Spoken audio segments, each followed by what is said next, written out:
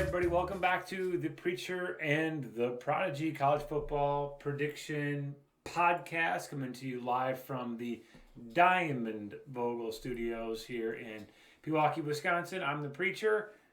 I'm the Prodigy. And we pick every week 5 college football games from Division 1A, also known as the FBS. And so it was a big week, as after going 1-5 the week before, You flipped it around. bounced off that concrete basement foundation, went 5-0. You went 4-1, so it was a good week for both of us. 9-1 total in our predictions. I'm up by a game though. You're up by 1 game, and we it head tight. into week 12. Only 2 weeks remaining in the regular season, and then we're into playoffs. Well, actually, we're into conference championships, then playoffs and bowls. We've got some games left to pick, but this is tight down the stretch. Very tight. It's going to be chaotic. It's going to be chaotic. And so any big reactions, we're coming to you Friday night this week after Michigan's program continues to collapse and is in ashes, smoldering, wasting away, preparing for a game against Maryland. The Northwestern College Red Raiders are on a bye as they head into the NAIA playoffs as the number 1 seed. Yeah, Michigan finally got their big win over Penn State, which was a huge surprise, but that really did not I don't know, in the CFP rankings they didn't move at all, so I don't know how much that showed about they haven't played anybody. Well, did anybody really care that they beat Penn State? Not really. Georgia absolutely took the roof off of Ole Miss, beating them 52-17 in a dominant win. Tennessee went down hard. Cody Schrader. Yeah, he's a dude. He is a dude. Full on dude. What else? Oh, after Oklahoma State, after a bedlam win, went into the bounce house, UCF, and lost 45-3. How does that make sense? Big 12 football. It's not supposed to make sense. It's not supposed to make sense in the Big 12. That and the Pac-12, which is not so, and the Big 10 West, just you never know what you're going to get. So let's jump in. Week 12 picks here. We have some different kinds of teams because the top 25 matchups are few and far between. So let's go widen the lens a little bit here and take a look at what we got. Yeah. Game number 1 going to Kinnick Stadium, where the now 16th, probably overrated Iowa Hawkeyes are hosting the Illinois Fighting Illini. Iowa is favored by only 3. What's the over-under on this? The over-under on this game, of course we have to say it. It is not a record low. It is 30.5 after Jake Paddock threw for 500 yards in an overtime win against Indiana. Who saw that coming? And obviously, the over/under is going to go up when Coop is out for the season. That's true. Cooper DeJean is injured with a lower leg injury, so he is done for the year. And probably done playing college football, you would think. Yeah, probably. Iowa favored by 3. I got to go first since I'm in the lead. I'm going to take the Hawkeyes simply because if they win, they are into the Big Ten Championship. Play with a little bit of urgency at home. It's never pretty with Illinois, but I think that it's going to be a letdown spot for Illinois after a crazy win. Give me the Hawks to win this game. Probably, I don't know, 22-13. Yeah, they looked good against Rutgers last week without even shunning a point. I'm going to go with Illinois in this one. I'm thinking that Illinois might have a little bit of pep in their step, and I think that they can probably get to 20 points, which might be enough to beat Iowa. I'm taking the points, and I'm taking the fighting Brett Bielema's. We disagree. Yep. Game number 2. We'll go to Fox Big Noon. We'll go to Maryland. Keep this quick. Michigan is at Maryland. Wolverines favored by 19. That line hasn't really moved after all the stuff that's gone on.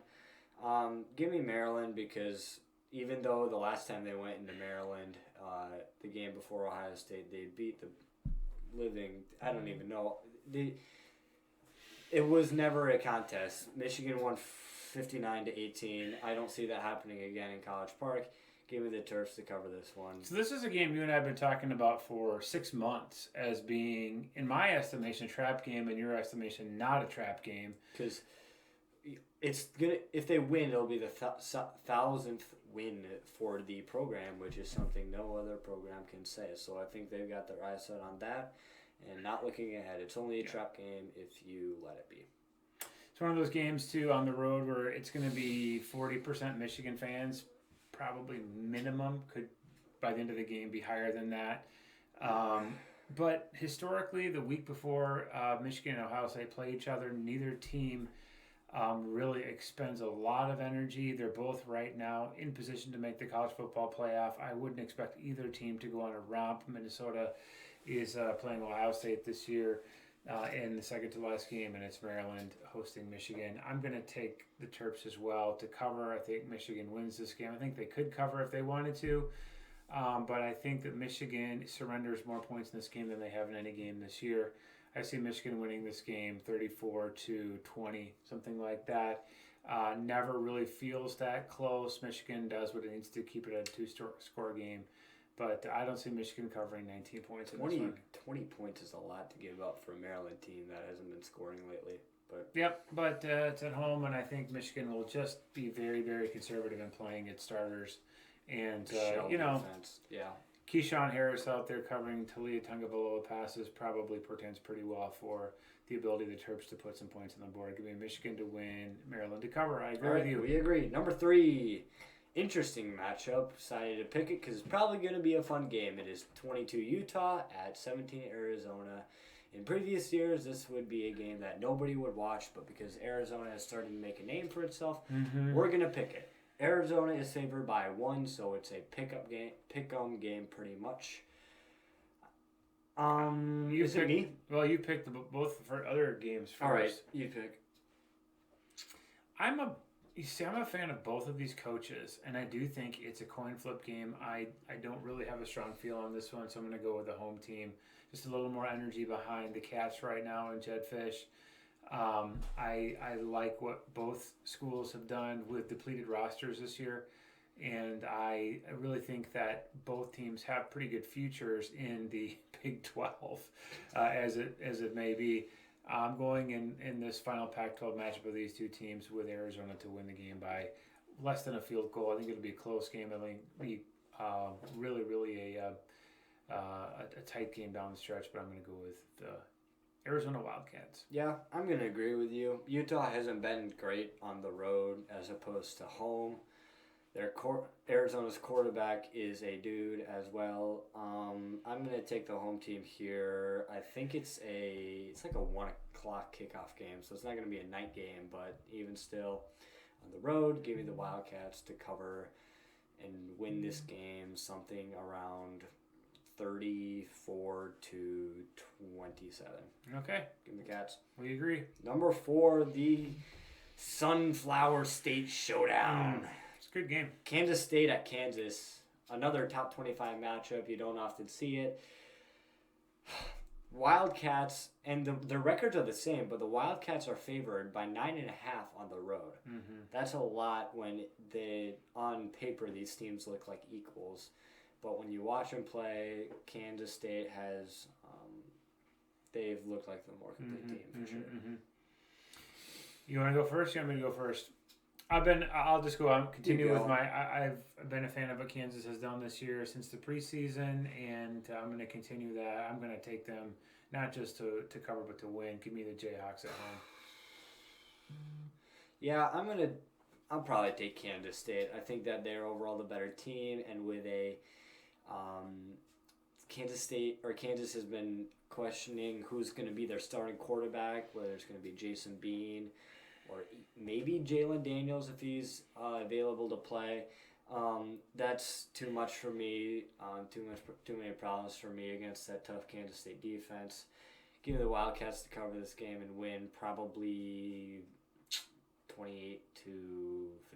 Okay. Kansas State wins. The last game, I don't know why College Game Day has not gone here, but it is Oregon State, 11th ranked Oregon State, hosting the 5th ranked Washington Huskies. And Oregon State is favored by 1 as well. Mm-hmm. This is probably one of the biggest games and like the last stand for Oregon State before the entire conference pretty much moves away. The Beavers are favored here. I'll pick first. I'm going to take Washington in this game. As much as I want to root for Oregon State, I think Washington can match up well with the way Oregon State is built to play. They can score quickly as opposed to Oregon State need long, sustained drives. And I think with the better quarterback, even though it is a road night game, Oregon State usually isn't that tough of a place to play. You don't talk about it often being like Beaver Stadium or anything. Even though it's the stadium of the Beavers. Even though it is the stadium of the Beavers. It's not Beaver Stadium, all right? Give me the Huskies to win this game. And Penix boosts his Heisman rate. I don't agree. I'm going to go with Oregon State in this game at home. I think just the hunger for Oregon State, some of the vengeance for the Pac-12 leaving them. A lot of pressure on Washington right now. They have won, but not convincingly, a number of times this year, and it looks to me like there are chinks in that armor, especially defensively. I'm going to take Oregon State to shrink the game down and win more of a low-scoring game than Washington's accustomed to playing. I'm going to take Washington State to win this game 28-24. Sweet. Go Beavs. You'll love to see it. Yep. All right. With that, we are going to move to the end of the regular season next week, week 13.